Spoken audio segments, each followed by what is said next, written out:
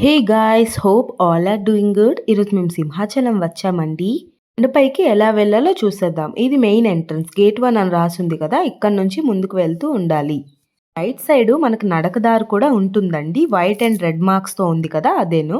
అయినా మీరు రావాలి అనుకుంటే ఎర్లీ మార్నింగ్ రండి. ఎస్పెషల్లీ పూజల టైంలో మాత్రం ఎర్లీ మార్నింగ్ వస్తే బెటర్. ఎందుకంటే ఎక్కువ జనం ఉండరు కనుక. అంటే మాక్సిమం జనం ఉండరు అని చెప్పలేను. బట్ తక్కువగా ఉంటారు. ఇక్కడ టోల్ గేట్ ఉంటుంది. 10 రూపీస్ చార్జ్ చేస్తారు ఈచ్ వెహికల్‌కి. పైకి ఎక్కేటప్పుడు జాగ్రత్తగా డ్రైవ్ చేసుకొని ఎక్కండి. ఎందుకంటే అటు నుంచి వచ్చిన వాళ్ళు, ఇటు నుంచి వెళ్ళిన వాళ్ళు ఉంటారు కదా! కొంచెం ఈ టర్న్ తిరిగినప్పుడు గట్టా జాగ్రత్తగా ఎళ్ళండి. ఫైనల్లీ మన స్వామివారి దగ్గరికి రీచ్ అయిపోయాం. కార్స్ అన్నీ మనం రైట్ సైడ్ పార్క్ చేయాలి. బైక్స్ అన్నీ లెఫ్ట్ సైడ్ పార్క్ చేయాలి. మేము ఎక్కడైనా జాగా ఉందేమో అని చూస్తున్నాం. బట్ ఎక్కడా లేదు. ఫుల్ బైక్స్ అన్నీ నిండిపోయాయండి పార్కింగ్‌లో మాత్రం. కదా! అలా పార్క్ చేసి ఎదురుగా కేశవ కండశాల అని ఉంటుంది. గుండు కొట్టించుకుంటారండి అక్కడ. ఇలా మెట్ల ద్వారా కూడా వెళ్ళొచ్చు. బట్ నాకు తీయడానికి టైం సరిపోలేదు. చాలా జనమున్నారు అండ్ మాకు దర్శనం అవ్వలేదండి మెయిన్ థింగ్. అందుకే నేను తీయలేకపోయాను. నెక్స్ట్ టైం డెఫినెట్‌గా ప్రతీదీ పిన్ టు పిన్ తీసి మీకు చూపిస్తాను.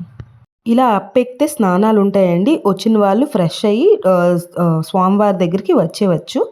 దర్శనంకొచ్చేస్తే అయిపోతుందండి. మా దర్శనం 2½ అవర్స్ పట్టేసిందండి. పిల్లలతో అంత లేట్ అంటే బాబు ఆ లైన్‌లో వాళ్ళకి ఎత్తుకొని ఉండాలి అంటే చాలా కష్టం.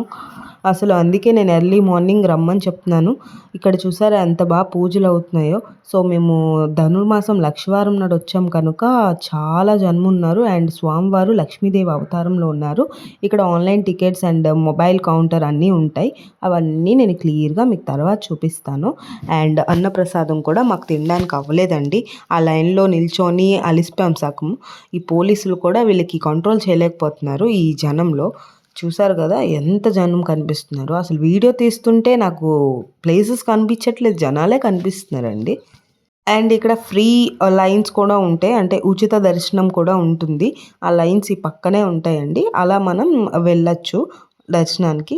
ఖాళీగా ఉందనుకోవద్దు. లైన్స్ ముందుకి స్టక్ అయిపోతున్నాయన్నమాట. అంటే ఎళ్తున్న జనం అన్ని లైన్స్ పెట్టారు.